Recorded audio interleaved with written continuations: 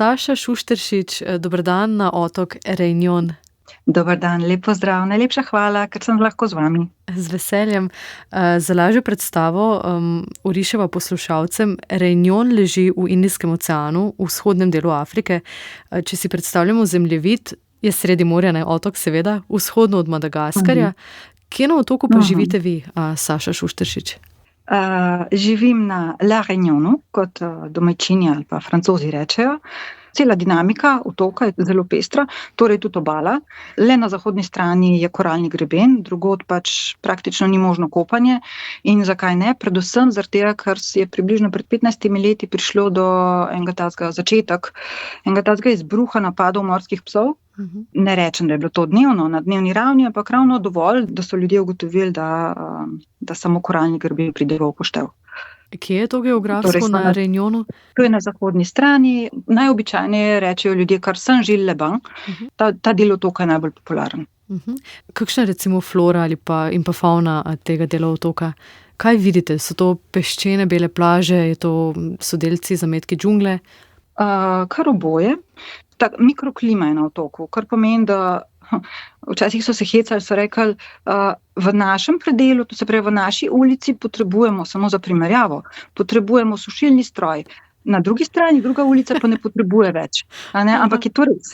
Torej, nekje se perilo sploh ne posuši, nekje pa in je res, kot bi odrezali, recimo, in tako se tudi pojavi flora predvsem, no, in peščene plaže. Tukaj običajno imamo mi največkrat sončno, ampak vseeno. Majčkeno se premaknemo, naredimo par metrov, 1 kilometer recimo, in potem ta pestrost, ki se od puščave recimo, suše do velikega zelenja. Kaj šele, če se pomikamo proti notranjosti otoka, ker je, mislim, da veste, da je otok vulkanski in da je vulkan najbolj aktiven na svetu, reunionski, in ne boste verjeli, ravno v teh dneh, v preteklih dneh, je bruhal po 3 letih. Je zopet bruhal, ja. Kaj to pomeni, oblake dima, tudi kaj lave prileze? Konkretno, konkretno, tako da imamo vse. Vidimo sicer iz našega dela, tega ne vidimo. Migracije v času izbruhov so ogromne, tako da niti ne poskušava recimo z možem, da bi šla tja v živo pogledati. Verjetno današnji mediji in socialna omrežja naredijo čisto preveč, tako da svet podivja in vsi želijo to videti. Enostavno nima smisla. Ampak je pa čudovito, posnetki so čudoviti. Tisto, kar vidimo, je res, res čudovito. Govorite o tem kot o odlični vabi za turiste, ampak otok je zelo drag in ni tako odvisen od turizma, kot recimo po velikosti primerljiv Mauricij. Turisti so vedno bolj pogosti. Smatram, da to tudi zaradi tega, ker se časi menjajo. Tisti časi so menili, ko je bila kava in recimo bourbonska vanilija in vse to, pa sladkorni trst, torej sladkor. Ti časi so menili, tako da otok je danes odvisen pravzaprav od celine. Večina stvari se uvaža, kar je tukaj še mlečnih izdelkov in tako. In temu primerno se je seveda tudi panoga preusmerila in je vedno več turizma. To se pravi poudarka na turizmu. Tako da zdajle v teh časih, v zadnjih letih, kaj bi rekla, mogoče 15 let, 20, mogoče celo 15, je turizma vedno, vedno več. To vem tudi po tem, zaradi tega, ker tukaj z možem oddajava mali apartma in vidva, da je stalno poln. In večinoma so to gostje iz centralne Francije, redko kdaj smo imeli mogoče kakšne tujce, ampak to je bilo zelo redko. Večinoma so pa iz centralne Francije. Reunion je francoski čezmorski departma. Kako se to opaža v vsakdanjem življenju? Poleg jezika omenjate že francoske turiste, ne? Seveda. Zdaj, ker je otok specifično francosko govoreč, se verjetno prav zaradi tega kaže, da ni toliko drugih obiskov, drugih ljudi, kar z angleščino se težko prebijamo. Ja, dejansko res. In to je tudi zanimivo, ko sem jaz prišla sem, ko nisem govorila francosko. Je zanimivo, Francozi so zanimivi, no. Je tako, da odvisno, kako pristopimo. Zdaj, ko sem jaz recimo pristopila direktno z angleško na začetku, sem naletela na en tak mini odpor, neko zadrego recimo temu. Potem sem se pa na hitro naučila tistih osnovnih fraz, da sem povedala, oprostite, ne govorim francosko, je mogoče, to je pa čist drug odziv. En detalj, spremembe, in vse spremeni. Drugače pa otok je evropski, čist evropski. To občutimo potem, ko živimo tu. Sicer pa najprej se pa dobro spomnim, ko sem priletela prvič z avionom in ko je avion pristal, ko sem prvič stopila na reunionska tla, se spomnim vonjav. Zdaj bi jih težko opisala, ker to je vem samo, da so bile drugačne, tega se zavedam. Ne? Spominjam se eksotike, spominjam se palm, močnega občutka te oddaljenosti, ker si le 11 ur na avionu, ne? To se pravi, to močno govori telesu in glavi. Ne? Vsega tega se močno spomnim. Spomnim se močno tudi nečesa in sicer, da sem na vsakem koraku praktično videla šolo in sem takoj vedela, da je to otok otrok. Ja, to mi je bilo zelo toplo, tako pri srcu, no, močno se mi je vtisnilo v spomin. No. Potem, ko pa nekaj časa živimo tukaj na otoku, pa vidimo, da je vse evropsko, samo mogoče še, če malo pesniško pretiravam, še lepše. Zakaj?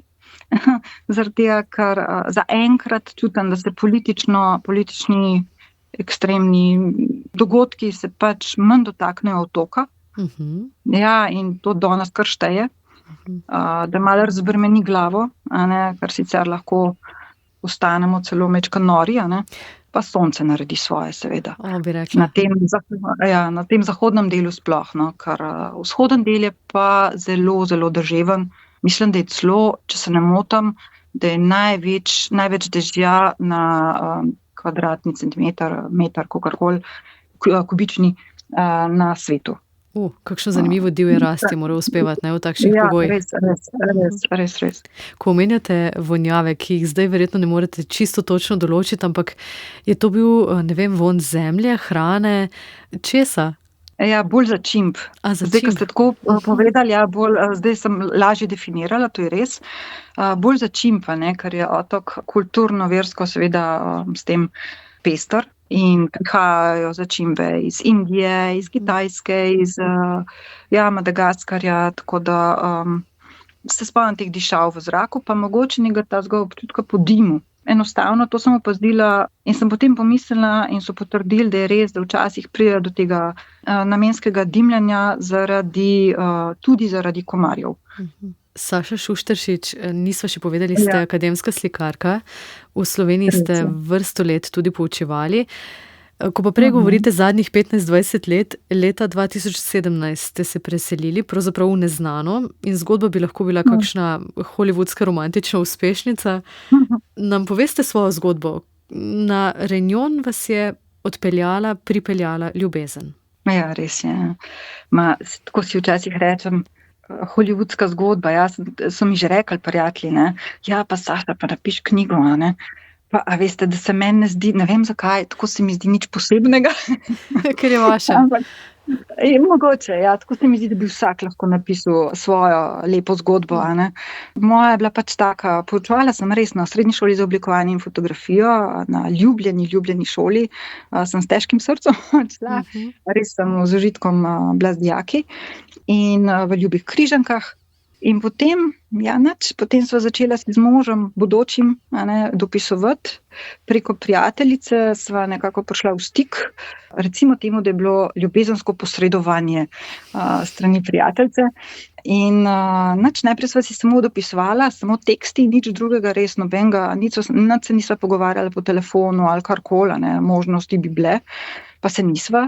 Tudi videla se nisva in potem je nekako mož začel spremljati moje stvari, moja dela in je rekel, da so mu pa res všeč in da če bi mogoče lahko kupil mojo sliko. Malo sem se upirala, malo iz ponosa, malo iz slovenske trme. Ali pa mogoče stara šola, lahko temu rečemo, da to je pa nespodobno povabilo, In je vztrajal in je rekel, potem pa, če že ne sprejmeš, da ti kupam letalsko karto kar tako, da prideš sem, pa kupam tvojo sliko v zameno za letalsko karto. In sva se mečkam pogajala, in potem je to šlo skozi, tako da sem prišla in čez pol leta sva bila poročena. Videli ste ga že kdaj prej preko fotografij? Ne. Prvič ste ga zagledali na letališču? Na letališču in potem sem šla, seveda je bilo to med zimskimi počitnicami, ker takrat sem delala, tako da nisem mogla kadarkoli oditi. To so bile zimske počitnice leta 2017. Za en teden sem šla nazaj, sva se že prej dogovorila, verjetno, da sva si pa kar zanimiva. Čez en mesec je prišel v Slovenijo, me zaprosil za roko. In potem je prihajal, si morate misliti, mislim, da je v roku 2 mesecev prišel za vikend iz Reuniona 5-krat. Samo za vikend. Tako da je letel sem in tja. Zdaj ta vožnja, sploh povezava Reunion Slovenija, je pa, ne vem, v dobrem, mislim, da približno 20 ur, to je najboljša možnost. To se pravi, da se pride od vrat do vrat. Love is in the air. Ljubezen je v zraku. Ja. No, tako. To je zgodba. Ja. Kdaj ste se preselili? Še istega leta, Saša? Ja, še istega leta. Pustili službo in šli na Reunion, ki ste ga do takrat obiskali kaj? Nekajkrat? Ja, enkrat. Enkrat. Ja, mogoče tako, no, ja. Recimo 2-krat, no, bom tako rekla 2-krat, ja. Kaj vam je šlo takrat po mislih, po glavi? Ne vem, zapustili ste službo, ki ste jo imeli radi, svoje prijatelje, družino, pravzaprav vse in se podali na nek otok, Indijski ocean. Ja. Verjetno, če bi bila stara 20 let, bi bilo povsem vse drugače. Sem bila pa takrat še enkrat več kot 20 stara, ne. Je pa že majčkeno drugače, ne. Takrat se pa vprašamo za varnost, ne, finančno in sploh, ne. To nam predstavlja kar precej, ne, ena taka samostojnost. Tako da tukaj se mi je najbolj zatikala, ne, ker sem si rekla, ja, čeprav, ko se vržemo v eno tako ljubezensko zgodbo, ne, glava odpove. To je zanimivo, ne, ker v osnovi sem človek, ko sem previdna, stvari naštudiram, ne grem kar, ne, ampak pri srčnih zadevah se mi pa zdi, mi pa vse odpove. In to je bilo vedno tako. Zato pravim, najlažja pa najtežja odločitev. Danes, torej 9 let pozneje, imate 3-letno hčerko in pravite, da je prava mala kreolka. Zakaj in kako je ona, ki seveda se je rodila na otoku, drugačna v primerjavi z vami in možem, ki je sicer Francoz? Jaz mislim, da je to predvsem v duhu, a ne. Meni je toplo pri srcu, njej se še ne pozna, to je vse odvisno od staršev, kakšna je vzgoja, vse, ona bo bila lahko čist slovensko vzgojena ali pa francosko ali pa ne vem, ne, svetovno vzgojena. Tako da, recimo tako. Sicer pa toplo mi je pri srcu, ker je rojena tu, kot da je to neka taka statement, ali kako bi rekla, tega, da smo vsi otroci sveta, a ne, da nihče ni zares, prostor ni pomemben, a ne, mislim. Tu je rojena, meni je pa toplo pri srcu, zaradi tega, ker je v rasno pestrem okolju. Enostavno se mi zdi, da bo za njo, upam, da bojo stvari majčkeno širše, ne, da ne bo tako ozkogledna, kar se tiče sprejemanja, spoštovanja, drugačnosti drugega in to me zelo radosti. Saša Šušteršič, kaj počnete v prostem času? In pravzaprav, kaj počnete v neprostem času? Saj vendarle ste slikarka, ne? Ja, tako. Jaz sem tako vesela, čeprav ni enostavno, ne, ta pot slikarska, umetniška, enostavno je en tak osamelček v vsem. Ampak hočem reči, to me tako notranje bogati slikarstvo, da enostavno ne moram reči, da imam prosti čas. Prosti čas je moje slikarstvo, slikarstvo je moj prosti čas in obratno. Tako da to se mi zdi en tak vir, ko mi daje neko vero v vse. Se je vaše umetniško ustvarjanje kaj spremenilo, ko ste to našo celinsko Slovenijo zamenjali za otok, za Reunion? Ja, več je faktorjev, da bi lahko rekla, zakaj se je spremenilo. Eno so leta, ki minevajo, zunanje okolje, ki nas spreminja, ne, stvari, ki se dogajajo po svetu, pa seveda otok sama, ne. Ogromno uvidov, ogromno novih spoznanj, ogromno lepih in težjih, težkih stvari, ki prihajajo. Če se pa osredotočim res na to klasično, ja, barve so se spremenile preprosto rečeno. A res? Ja. Tako da kaj, utoplejše? Aha, seveda. Ja, recimo, ja, tako nekako najbolj na hitro rečena, ne.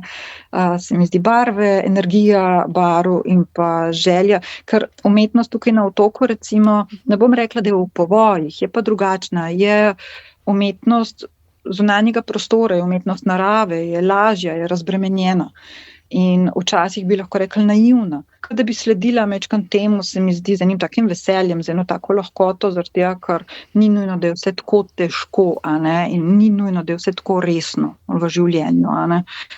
In poskušam to preko barv, recimo, tudi, ja, meni predstavljajo barve eno tako lahkost, možno lahkost ali pa željo po lahkosti življenja, no. Morda je tudi Vaša nova materinska vloga, kaj je prispevala k temu, se pravite, različne okoliščine in kot ste dejali prej, otok, ne, vseeno je malce bolj izoliran od celinskega tempa. Kaj pa svetovne novice, svetovno dogajanje? Vseeno vas verjetno doseže? Se ukvarjate? Vse veste, ne, s stvarmi, ki se dogajajo po svetu. Vse spremljam brez nadaljnega, ker želim biti del tega, ker želim stremeti k boljši prihodnosti, tako da brez tega se mi zdi danes, da ne želim ostati, kako bi rekla, temu ignorantska, ampak otok je izoliran, no, tako kot ste rekli, v dobrem smislu. Mogoče je tudi to razlog, zakaj smo se odločili, da ostanemo tu na otoku dalj časa, kot smo na začetku mislili, dokler bomo lahko. Če bomo šli, bojo to bolj zunanje okoliščine, in zanimivo mi je to, da vsi moji ali družine ali prijatelji, ko so prišli sem, so enako rekli, da povsem razumejo, zakaj ostanemo, a ne. Saša Šušteršič, marca se vračate v Slovenijo, tukaj boste ostali pol leta. Razlog pa je službene narave, namreč na Inštitutu Jožef Stefan odpirate razstavo. Česa se poleg razstave najbolj veselite? In pol leta v Sloveniji, dolga doba. Veste, kako je ravno, je eno tako prehodno obdobje za nas. Namignem naj, da mož je ravno nastopil penzijo, končal je svojo službo, ima ta leta. Tako da selimo se iz ene hiše v drugo, tu na Reunionu. In smo si rekli, hčerka je še tako mala, čeprav tu v Franciji otroci vstopijo po naše malo šolo, École maternelle, vstopijo pri 3 letih in so tam 3 leta, torej hčerkica hodi že v malo šolo, ki je obvezna. Ampak smo vseeno rekli, da bi mogoče izkoristili, dokler je še tako majhna, da ne začne s osnovno šolo, dajmo izkoristiti vstop v penzijo mojega moža, da mogoče gremo še kakšno mesto pogledati, kje po Evropi, da si mečkan, recimo temu, malo dahnemo, malo prvošmo in da predvsem zaradi družine, no, da smo mečkan še z našimi, ker potem bo stvar mečkan bolj intenzivna s šolo, mislim, kar se hčerke tiče, ne.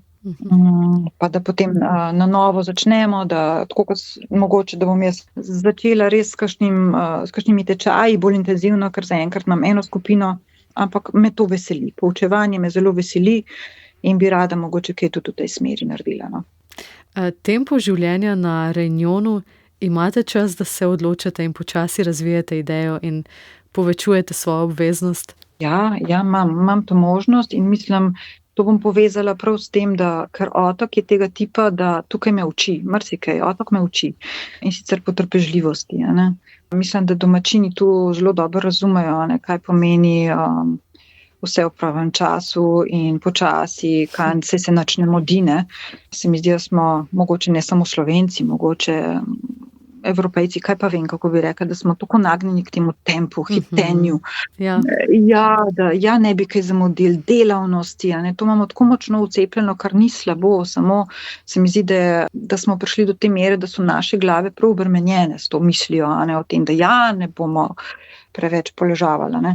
Tukaj pa mislim, da na otoku znajo poiskati in najdeti ravno ta balans med časom zase in pa kaj je pomembno in ob katerem času je pomembno, no. To se učim močno. In imam čas, da razmislim, imam čas, da si vzamem čas zase v smislu, kaj bom, kako bom, kdaj bom. Lepa misel za zaključek pogovora, Saša Šušteršič. Hvala za pogovor in pa za vaš čas. Hvala vam. Lep pozdrav vsem. Srečno. Srečno.